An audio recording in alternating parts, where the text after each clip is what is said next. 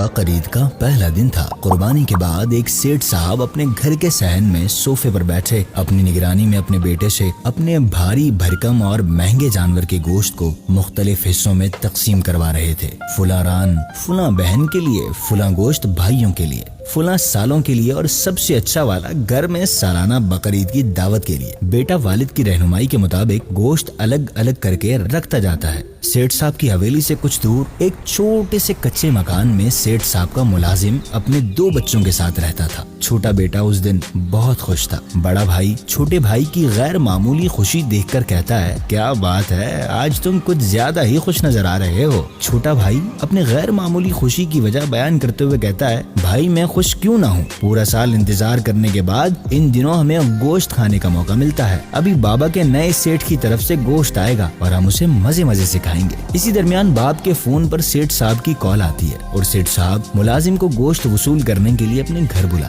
ساتھ بڑے بیٹے کو بھی لانے کا کہتے ہیں۔ ملازم سمجھ جاتا ہے کہ گوشت زیادہ ہونے کی وجہ سے سیٹھ صاحب نے بڑے بیٹے کو ساتھ لانے کا کہا ہے۔ ملازم اپنے بیٹے کے ساتھ سیٹھ صاحب کی حویلی پر پہنچ جاتا ہے۔ بیٹا حویلی دیکھ کر بولتا ہے، بابا جتنا بڑا آپ کے سیٹھ صاحب کا گھر ہے اتنا ہی بڑا ان کا دل بھی ہے۔ سیٹھ صاحب بڑے اچھے انداز سے ان کا استقبال کرتے ہیں اور گوشت سے بھری 2 بھاری بھاری تھیلیاں ان کے ہاتھوں میں تھما دیتے ہیں۔ باپ بیٹے شکریہ کے ساتھ وہاں سے روانہ ہونے لگتے ہیں۔ سیٹھ صاحب پیچھے سے آواز دیتے ہیں اور کہتے ہیں، مجھے اور میرے گھر والوں کو اپنی دعاؤں میں یاد رکھنا۔ ملازم شکریہ ادا کرتے ہوئے بیٹے کے ساتھ وہاں سے روانہ ہو جاتا ہے، اپنے گھر پر پہنچتا ہے۔ گھر میں داخل ہوتے ہی چھوٹا بیٹا باپ سے کہتا ہے، بابا آپ کے سیٹھ تو بڑے دل والے ہیں، 2 تھیلیاں دے دی۔ ہاں بیٹا، ان کا دل بہت بڑا، اور جب تم گوشت کھاؤ تو ان کے اور ان کے گھر والوں کے لیے خوب دعائیں کرنا۔ بڑا بیٹا گوشت کی تھیلی کھول کر اس میں دیکھنے لگ جاتا ہے۔ تھیلی میں دیکھتے ہی بڑے بیٹے کا منہ اتر جاتا ہے اور وہ مایوس ہو جاتا ہے۔ باپ اس کا مایوس چہرہ دیکھ کر کہتا ہے،